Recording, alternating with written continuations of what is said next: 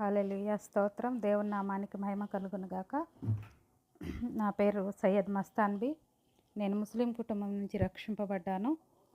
మరి నెల్లూరులోని దేవాలయం యేసయ్య దేవాలయం సంఘమునికి సభ్యురాలిని. మరి దేవుడు నాకు ఈ సమయాన్ని ఇచ్చినందుకే దేవుని నేను ఎంతగానో స్తుతిస్తున్నాను. ఈ సమయంలో మనము సామెతలు 31వ అధ్యాయము 30వ వచనాన్ని చూద్దాం. అందము మోసకరము, సౌందర్యము వ్యర్థము. యెహోవా యందు భయభక్తులు కలిగిన స్త్రీ కొనియాడబడును. యెహోవా యందు భయభక్తులు కలిగినటువంటి స్త్రీ మరి కొనియాడబడును అని మనకి దేవుని వాక్యం సెలవిస్తుంది. యెహోవా యందు భయభక్తులు కలిగి ఉంటే మరి స్త్రీలు ఎలాగ కొనియాడబడతారనే ఆ విషయంలో ఈరోజు మనం ఒక స్త్రీని గురించి కొన్ని విషయాలని ధ్యానిద్దాం. మరి మనం ప్రార్థన చేసుకుందాం. చిన్న ప్రార్థన. స్తోత్రములు ప్రభువా, మహోన్నతుడ, మహాఘనుడ, పరిశుద్ధుడ, మీ పరిశుద్ధ నామానికి కృతజ్ఞతాస్తుతులు, స్తోత్రాలు, వందనాలు తెలియజేసుకుంటున్నాను. ఈ సమయంలో మీ వాక్యం ద్వారా ప్రభువా మీరు మాతో మాట్లాడండి నాయన. బలపరచండి, మీ ఆత్మాభిషేకం దయచేసి కృప చూపించమని యేసు నామంలో ప్రార్థించి అడిగి వేడుకొని చిన్నాము తండ్రి, ఆమేన్. ఈ సమయంలో మనం చూసినట్లయితే మరి సకల ఆజ్ఞలను పాటిస్తూ దేవుని న్యాయ విధుల చొప్పున మరి నిరపరాధులుగా నడుచుకొంచు దేవుని దృష్టికి నీతిమంతులుగా ఉన్నటువంటి ఒక కుటుంబాన్ని గురించి మనం ఈ సమయంలో ధ్యానించుకుందాం.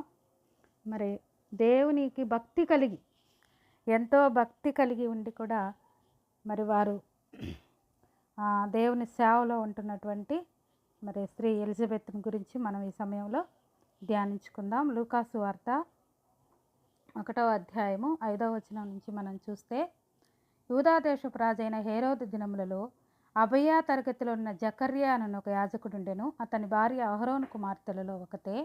ఆమె పేరు ఎలిజబెతు. వీరిద్దరూ ప్రభు యొక్క సకలమైన ఆజ్ఞల చొప్పునను న్యాయ విధుల చొప్పునను నిరపరాధులుగా నడుచుకొనుచు దేవుని దృష్టికి నీతిమంతులై ఉండిరి. ఎలిజబెతు గొడ్రాలైనందున వారికి పిల్లలు లేకపోయిరి, మరియు వారిద్దరూ బహుకాలం గడిచిన వృద్ధులైరి. ఇక్కడ మనం చూస్తే వారు దేవుని సేవలో ఉన్నారు. మరి అహరోను యొక్క యాజకుల కుటుంబం నుంచి వచ్చినటువంటి కుమార్తె ఎలిజబెతు. వీరు దేవుని సకల ఆజ్ఞల్ని అనుసరిస్తున్నారు, దేవుని న్యాయ విధుల చొప్పున నడుచుకుంటున్నారు, నిరపరాధులుగా ఉన్నారు, దేవుని దృష్టికి నీతిమంతులుగా ఉన్నారు, ఎంతో భక్తి కలిగి ఉన్నారు దేవుని పట్ల. మరి దేవునికి కొరకు వారు సేవ చేస్తున్నారు, భయభక్తులు కలిగి ఉన్నారు. అయినప్పటికీ వారి కుటుంబంలో కొరత ఉంది. మరి దేవుడు ఆమెని గొడ్రాలుగా చేసి ఉన్నారు, వారికి సంతానము లేనట్టుగా ఇక్కడ మనం చూస్తున్నాం అన్నమాట. అయితే వీరు దేవుని ప్రణాళికలో ఉన్నారు. దేవుడిని వీళ్ళు ప్రేమిస్తున్నారు, దేవుడు వీరిని ప్రేమిస్తున్నాడు. దేవుని యందు భయభక్తులు కలిగి ఉన్నారు, దేవుని ప్రణాళికలో ఉన్నారు. అయినప్పటికీ ఎలిజబెతు గొడ్రాలుగా ఉన్నట్టుగా మనం చూస్తున్నాం.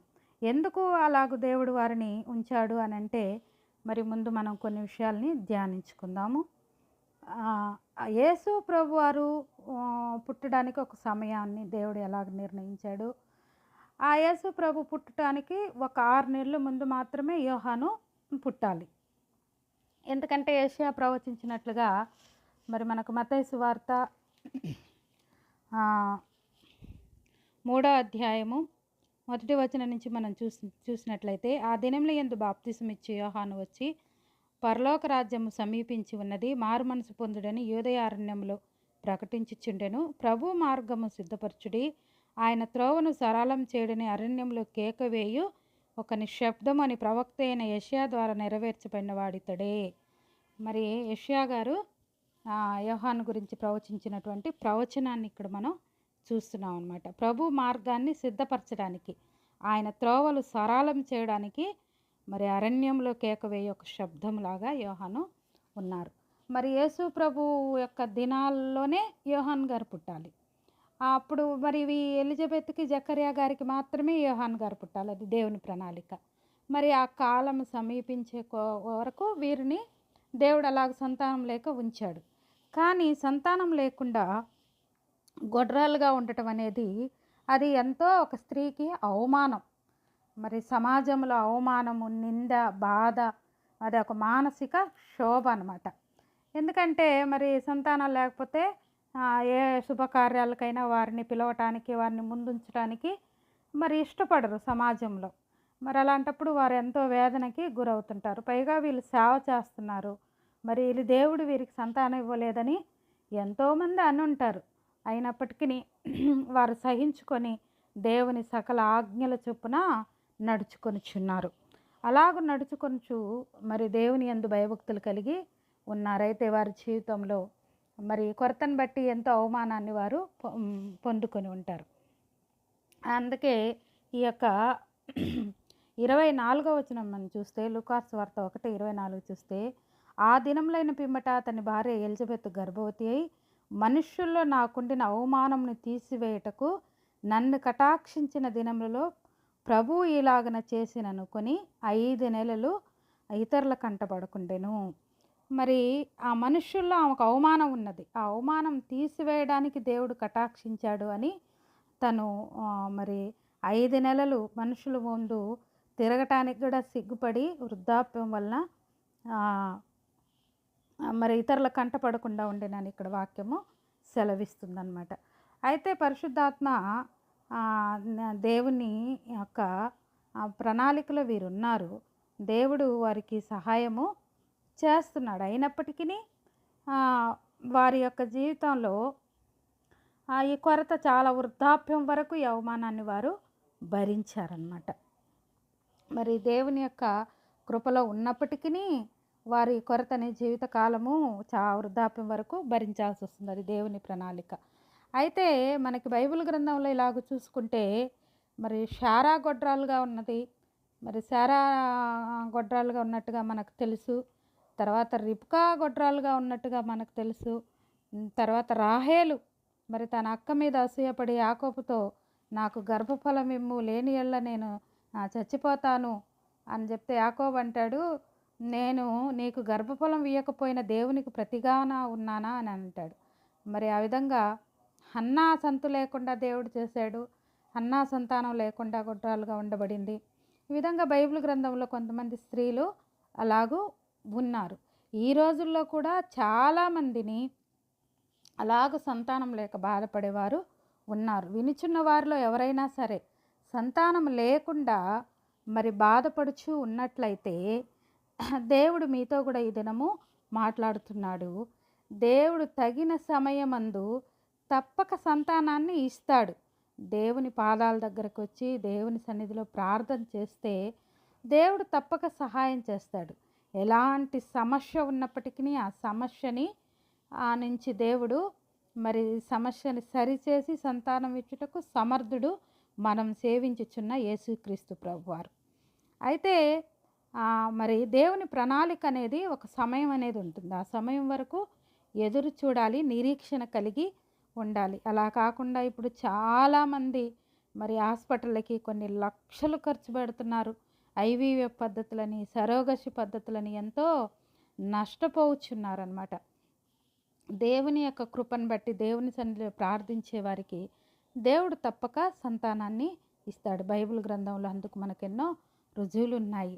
వారు మొదట సంతానం లేకుండా ఉన్నప్పటికీ వారు ప్రార్థన చేసి మరి గొప్ప మంచి మంచి ఉన్నతమైన వ్యక్తుల్లో వారు పొందుకున్నట్లుగా మనం చూడగలమన్నమాట. శారాకి ఇస్సాకు పుడతాడు. మరి శారాకి అప్పటికి స్త్రీధర్మం కూడా ఉడిగిపోయింది, వృద్ధాప్యము. అలాంటి పరిస్థితుల్లో సైతము దేవుడు జ్ఞాపకం చేసుకొని మరి మనం చూస్తే ఆదికాండము 21వ అధ్యాయాన్ని మనం చూడగలిగితే నిర్ణయకాలం అని ఇక్కడ మనం చూస్తాం అన్నమాట. అంటే దేవుడు ఎప్పుడో అబ్రహాంకి చెప్పాడు మీకు సంతానం ఇస్తానని. మరి శారా తొందరపడి హగర్నిచ్చి పెళ్లి చేసింది. దేవుడు సంతానాన్ని ఇస్తాడన్నాడు కానీ మరి నాకు ఇస్తాడో లేదో, నా వల్ల నీకు సంతానం ఉండట్లేదు, హగర్నన్న పెళ్లి చేసుకొని హగర్నిచ్చి సంతానాన్ని కనేటట్టు చేసినప్పటికీ శారాని దేవుడు మరలా మరి దర్శించాడనమాట. అయితే మనము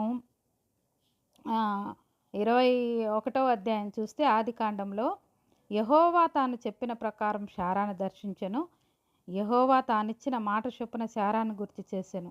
ఎట్లనగా దేవుడు అబ్రహాంతో చెప్పిన నిర్ణయ కాలంలో శారా గర్భవతియే అతని ముసలితనమందు అతనికి కుమారుని కనిను. అది నిర్ణయ కాలం. మన నిర్ణయ కాలం వేరు, దేవుని నిర్ణయ కాలము వేరు. మనం ఒక సమయము, ఒక కాలం అని మనం పెట్టుకుంటాం. కానీ దేవుని కాలము, దేవుని నిర్ణయము, దేవుని ఏర్పాటు వేరుగా ఉంటుంది. అట్లాగే ఈ శారా జీవితంలో దేవుని ఏర్పాటు చొప్పున మరి తను స్త్రీ ధర్మం కూడా ఉడికిపోయిన తర్వాత వృద్ధాప్యంలో ఇస్సాకును మరి గొప్ప వ్యక్తిని, నేను అబ్రహాం దేవుడను, ఇస్సాకు దేవుడను, యాకోబు దేవుడనని దేవుడే వారి దేవుళ్ళని చెప్పుకున్నాడనమాట. అలాంటి బిడ్డని తను పొందుకోగలిగింది. మరి రిబ్కా చూస్తే యాకోబుకు జన్మనిచ్చింది. మరి అలాగే రాహేలు యోసేపు లాంటి ఒక మంచి కుమారుణ్ణి పొందుకోవడానికి మరి దేవుడు సహాయం చేశాడు. ఇంకా హన్నా మంచి సమూయేలు ప్రవక్త, మరి దీర్ఘదర్శి, మరి న్యాయాధిపతిగా ఉన్నాడు. ఈ విధంగా వీళ్ళందరూ కూడా దేవుని సన్నిధిలో ప్రార్థన చేసి గొప్పమైనటువంటి వ్యక్తులని, మంచి పేరు ప్రఖ్యాతులు ఉన్నటువంటి వారిని దేవుని కోసం సమర్పించుకొని గొప్ప సేవ చేయగలిగిన వారిని పొందుకున్నారనమాట.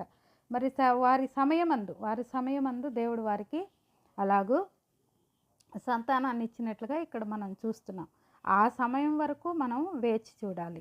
అయితే ఈ వీరి జీవితంలో కూడా మనం చూస్తే జకర్యా ఎలిజబెత్ జీవితంలో కూడా మరి జకర్యాకి నమ్మశక్యంగా లేదు. ఎందుకంటే అప్పటి వరకు మరి ఎంతకాలం నుంచి వాళ్ళు ఎదురు చూసి మరి ఇంకా దేవుడు ఇవ్వడేమో అని ఆశ వదిలేసుకున్నాడేమో. అందుకనే మరి జకర్యాతో దేవుని దూత మాట్లాడుతున్నప్పుడు ఇదిలాగ జరుగుతుంది అంటున్నాడు.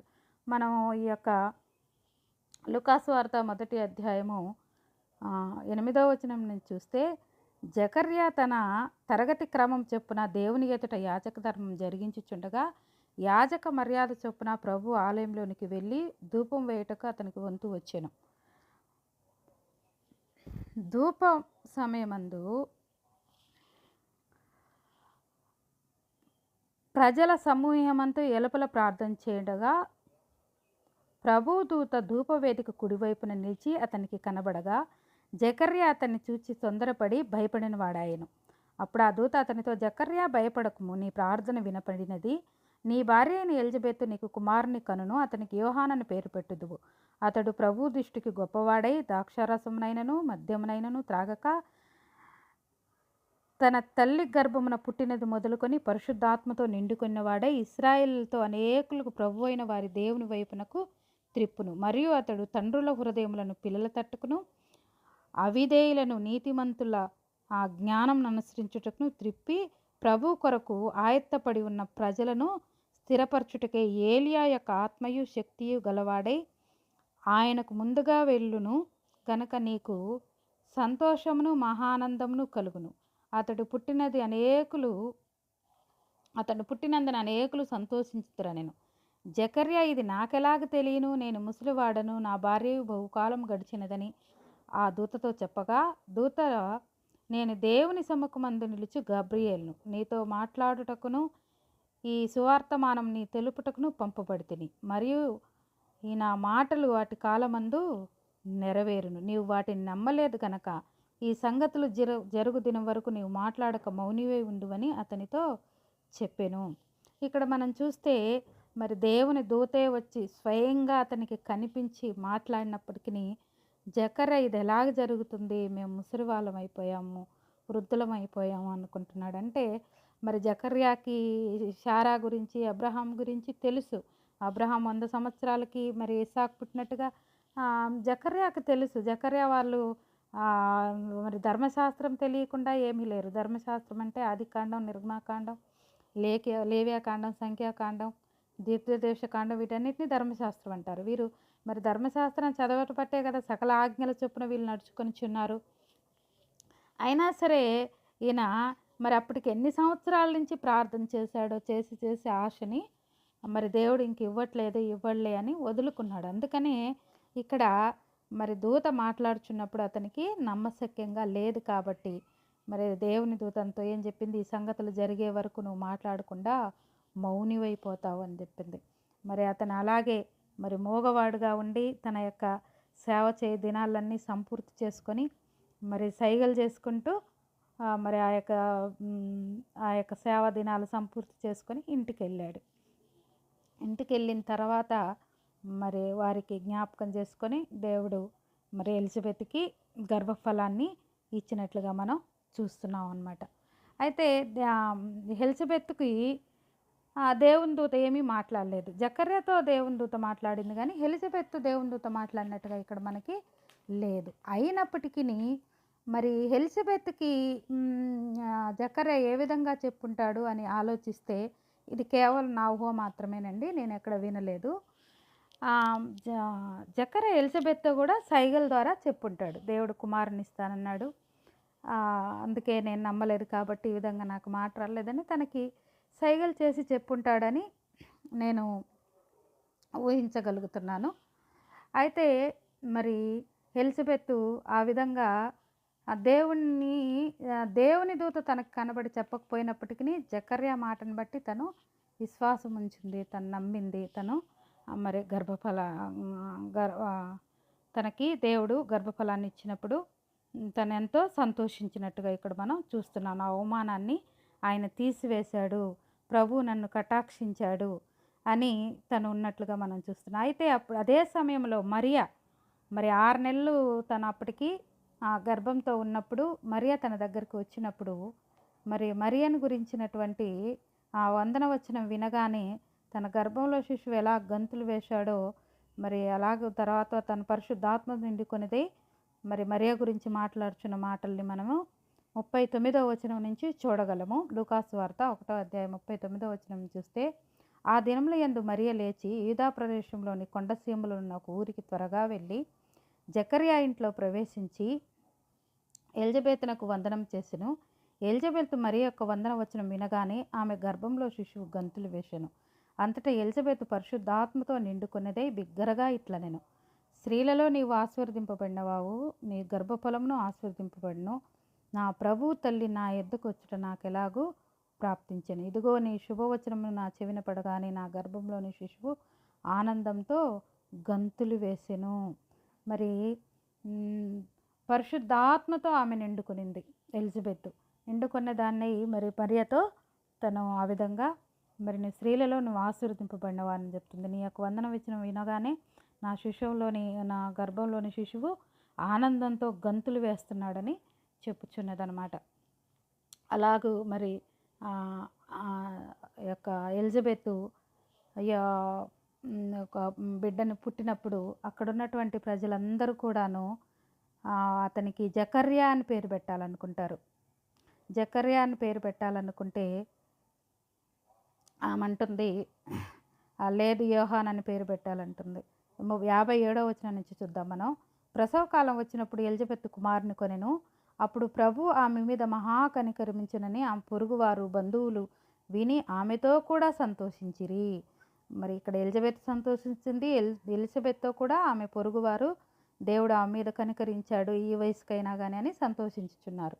మరి 8వ దినమున వారు ఆ శిశువు సున్నతి చేయవచ్చిన ఆ తండ్రి పేరుని బట్టి జకర్యా అని పేరు వానికి పెట్టబోచుండగా తల్లి అలాగవద్దు, వానికి యోహాన్ అని పేరు పెట్టవలని చెప్పిన. అందుకు వారు, నీ బంధువుల్లో ఆ పేరు గలవాడెవడు లేడే అని ఆమెతో చెప్పి వానికి ఏ పేరు పెట్టగోర్చున్నావని వాని తండ్రికి సంజ్ఞలు చేసి అడిగిరి.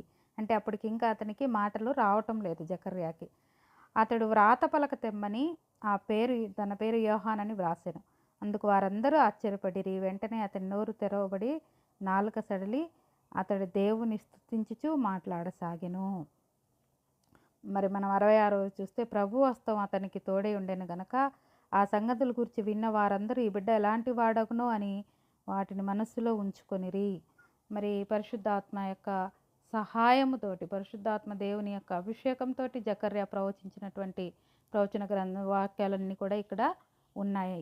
అయితే మరి దేవుని యొక్క కృపను బట్టి వారు ఆ వయసులో వృద్ధాప్యంలో యోహానికి జన్మనిచ్చారు. యోహాను చాలా గొప్పవాడయ్యాడు. మరి మనకి తెలుసు బాప్తిసం ఇచ్చి యోహాను గురించినటువంటి విషయాలన్నీ. బాప్తిసం ఇచ్చి యోహాను శాస్త్రులు పరిచయాలు చూసి, సర్ప సంతానమా, రాబో ఉగ్రత నుంచి మిమ్మల్ని తప్పించేవాడెవడు, మారు మనసు పొందుడి, మారు మనసుకు తగిన ఫలాలు ఫలించుడి, మీరు అబ్రహాం సంతానమని మీరు అనుకుంటున్నారు, అబ్రహాము సంతానం అయితే రక్షణ పొందకపోయినా అబ్రహాం రాళ్ళ నుంచి పిల్లల్ని పుట్టించగలడు దేవుడు అని వారిని హెచ్చరించుతాడు. మరి మా శాస్త్రుల పరిశీలనే కాదు, రాజులను సైతము, తప్పు చేసినటువంటి రాజుని సైతము, హేరోదుని సైతము యోహాను ఎంతగానో అతన్ని హెచ్చరించేవాడుగా ఉంటున్నాడు అనమాట. అలాగే యేసు ప్రభు వారిని గురించి ఎంతో మంచి సాక్ష్యాన్ని యోహాన్ గారు చెప్తారు. నేనైతే నీళ్ళలో బాప్తిసం ఇచ్చుచున్నాను, కానీ నా వెనక వచ్చేవాడు మీకు అగ్నిలోను మరి పరిశుద్ధాత్మ శక్తితోనూ బాప్తిసం ఇచ్చినని సాక్ష్యం చెప్తున్నారు. మత్తయి సువార్త 3వ అధ్యాయము 10వ వచనాన్ని మనం చూస్తే, ఇప్పుడే గొడ్డలి చెట్టు వేరున ఉంచబడి ఉన్నది కనుక మంచి ఫలం పని ప్రతి చెట్టు నరకబడి అగ్నిలో వేయబడి, మారు మనసు నిమిత్తము నేను నీళ్ళలో మీకు బాప్తిసం ఇచ్చుచున్నాను, అయితే నా వెనక వచ్చేవాడు నాకంటే శక్తిమంతుడు, ఆయన చెప్పులు మోయుటకైనను నేను పాత్రుడను కాను, ఆయన పరిశుద్ధాత్మలోను అగ్నిలోనూ మీకు బాప్తిసం ఇచ్చును. మరి యేసు ప్రభు వారి గురించినటువంటి గొప్ప సాక్ష్యాన్ని యోహాన్ గారు చెప్పుచున్నారు అనమాట. ఇంకా మరి లోక పాపంలోని మోసుకొని పోవు దేవుని గొర్రె పిల్లగా ఆయన వచ్చాడని యోహాన్ గారు యేసు ప్రభు వారిని గురించి సాక్ష్యం చెప్తాడు. అలాంటి మరి యోహానికి ఎలిజబెత్ జన్మనిచ్చింది. దేవుని ప్రణాళికలో ఉన్నప్పటికీ వారు కొంతకాలము మరి అవమానము, బాధ, వారు సిగ్గు పడినప్పటికీ దేవుడు నిర్ణయ కాలంలో వారిని జ్ఞాపకం చేసుకొని వారికి యోహాన్ లాంటి మంచి బిడ్డనిచ్చి, అంటే యేసు ప్రభు పుట్టుకకు ముందు మాత్రమే యోహాన్ గారు పుట్టాలి, అది దేవుని ప్రణాళిక. మరి ఆ యోహాను జకర్యా ఎలిజబెత్లకు మాత్రమే పుట్టాలి, అది దేవుని ప్రణాళిక. అందుకని మరి యేసు ప్రభు వారు పుట్టుకకు ముందు 6 నెలలు మాత్రమే యోహాన్ గారు పుట్టినట్టుగా మనం చూస్తున్నాం. 6 నెలల ముందు మాత్రమే ఆయన జన్మించడానికి, అప్పటికి జకర్యా ఎలిజబెత్ వారు వృద్ధులైపోయారు. మరి దేవుని కృపను బట్టి వారికి అప్పుడు యోహాన్ పుట్టినట్టుగా మనం చూడగలం అన్నమాట. అయితే మరి అలాగూ గొడ్రాలుగా ఉన్నప్పటి ఆమె ఎంతో సంతోషించడానికి ఆ దేవుడు సహాయము చేశాడు. యోహాను యొక్క గొప్ప వ్యక్తిని తన జన్మనివ్వటానికి దేవుడు సహాయం చేశాడు. అలాగే ఎవరైనా గొడ్రాలుగా పిల్లలు లేని పరిస్థితులలో ఉంటే దేవుడు తగిన సమయమందు తప్పక సంతానాన్ని ఇస్తాడు. దేవుని సన్నిధిలో ప్రార్థిస్తూ ఉండాలి, ఎదురు చూడాలి. అంతేగాని తొందరపడి దేవుడు ఇవ్వలేదని మరలా దేవుణ్ణి దూషించి వెనక్కి తిరిగి వెళ్ళిపోతే అది ఎంతో అవమానము. దేవుడు తప్పక సహాయం చేస్తాడు. దేవుని ప్రణాళికలో ఉన్న వాళ్ళకి దేవుని సహాయం ఉంటుంది, అది ఆలస్యం కావచ్చు. అయినప్పటికీ దేవుడు సహాయం చేసే వరకు ఎదురు చూసి మరి దేవుని కృపలో ఉండాలనే విషయాన్ని మీ ముందు ఉంచుతున్నాను. మరి ఈ సమయంలో మనం చూసినట్లయితే ఈ యొక్క ఈ సమయాన్ని బట్టి దేవుడు మరి ఇంకొక రెఫరెన్స్ని చూపిస్తాను. నేను తిమోతికి రాసిన మొదటి పత్రిక 3వ అధ్యాయము 14వ వచనాన్ని ఒకసారి మనం చూద్దాం.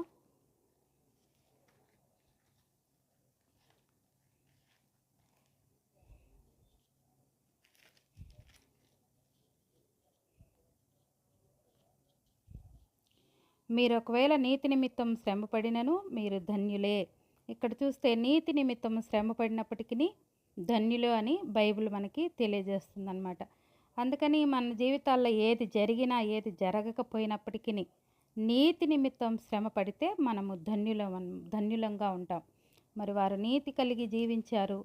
మరి నీతి కొరకు వారు శ్రమ పడ్డప్పటికీ వారు సంతోషించడానికి దేవుడు కృపను చూపించాడు. శోధన సహించువాడు ధన్యుడు అని బైబిల్ చెప్తుంది కదా.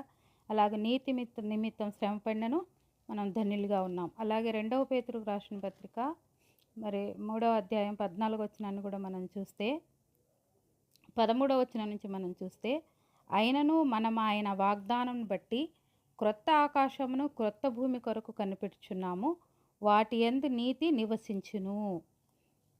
మరి మనం కొత్త ఆకాశమును క్రొత్త భూమి కొరకు మనం ఎదురు చూస్తున్నాము. వాటిలో ఏం నివస్తుంది? క్రొత్త వాగ్దానం బట్టి క్రొత్త ఆకాశము క్రొత్త భూమి కొరకు మనం కనిపెట్టుచున్నాం, వాటి యందు నీతి నివసించుచుంది అన్నమాట. అలాగే నీతి కొరకు ఆకలి దప్పులు కలిగేవారు ధన్యులు అని బైబిల్ చెప్తుంది. నీతి నిమిత్తం హింసించబడినను ధన్యులు అని బైబిల్ చెప్తుంది. అలాగూ మరి నీతి కలిగి జీవించడానికి, సకల ఆజ్ఞల చొప్పున నడవటానికి, నీతి కలిగి జీవించడానికి నిరపరాధులుగా ఉండటానికి మనం ఇష్టపడే వారంగా ఉండాలి. దేవుడు తగిన సమయమందు మనకి కావాల్సిన అవసరతలు మరి తీరుస్తాడు. పిల్లల విషయమనే కాదు, ఏ విషయంలోనైనా ఏ కొరత ఉన్నప్పటికీ దేవుడు ప్రతి విషయంలో ఆయన సమయంలో సహాయం చేస్తాడు. మన సమయంలో కాదు, ఆయన సమయంలో దేవుడు సహాయం చేయుటకు శక్తిమంతుడై ఉన్నాడు. అలాంటి దేవునికి మనం ప్రార్థన చేయుటకు బద్ధులమై ఉన్నాం. మనం ప్రార్థన చేసి ప్రతి విషయాన్ని దేవుడికి అప్పగిస్తే దేవుడు తప్పక సహాయం చేసి మరి ఆయన కృపలో మనల్ని మరి జ్ఞాపకం చేసుకుంటాడు. ఆయన ఆశీర్వదిస్తాడు అనే విషయాన్ని మీ ముందుంచుతూ నేను సెలవు తీసుకుంటున్నాను. దేవుడు ఒక వాక్యం మన వినికిల్లో దీవించునుగాక. చిన్న ప్రార్థన చేసుకుందాం.